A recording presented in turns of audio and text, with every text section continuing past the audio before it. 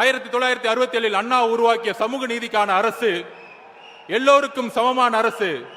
திராவிடம் என்றால் எல்லோருக்கும் சமமான, எல்லா சாதியும் எல்லா மதமும் தமிழ்நாட்டில் சமத்துவத்தை நோக்கிய ஒரு அரசியலையும், இளைஞர்களுக்கான அரசியலையும், ஊழலற்ற ஒரு அரசியலையும், சிறுபான்மைகளுக்கான ஒரு அரசியலையும், எல்லா மதங்களுக்கும் எல்லா சாதிகளுக்கும் ஒரு அரசியலை உருவாக்கினார்.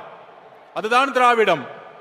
அந்த திராவிடத்தை வழிவந்து கலைஞர் கருணாநிதி அவர்களும் புரட்சி தலைவர் எம்ஜிஆர் அவர்களும் 1971 தேர்தலை எதிர்கொண்டார்கள். எம்ஜிஆர் அவர்கள் கலைஞர் கருணாநிதியுடன் தேர்தல் அரசியலை தன்னுடைய முழு தியாகத்தையும் உருவாக்கி மிகப்பெரிய வெற்றியை அடைந்தார்கள். ஆனால் 1971 மிகப்பெரிய வெற்றி பெற்ற பிறகு அண்ணா உருவாக்கிய கொள்கையிலிருந்து, சமூக நீதியிலிருந்து, ஊழலற்ற ஆட்சியிலிருந்து தன்னுடைய குடும்பத்திற்கான கட்சியாக கலைஞர் கருணாநிதி அவர்கள் மாற்றிய பொழுது அன்றைக்கு குரல் கொடுத்தார். 1972 புரட்சி தலைவர் எம்ஜிஆர் அவர்கள் கட்சியை உருவாக்கினார். அந்த கட்சியை உருவாக்கி 1977 மிகப்பெரிய அரசியல் வெற்றியை பெற்றார்.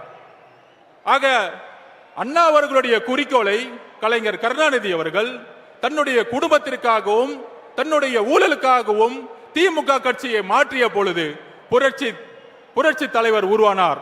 இன்றைய காலகட்டம் என்ன? இன்றைக்கு தமிழகத்தை ஆண்டு கொண்டிருக்கின்ற முதலமைச்சர் திரு மு க ஸ்டாலின் அவர்கள் தன்னுடைய தந்தையிடமிருந்து ஒரு பாடத்தை கத்துக்கிட்டாரு. என்ன பாடம்? திரு கலைஞர் கருணாநிதி அவர்கள் தன்னை சுத்தி இருக்கக்கூடிய 10 குடும்பத்துக்கும் சேர்த்து ஒரு மிகப்பெரிய ஊழல் சாம்ராஜ்யம் உருவாக்கினார்.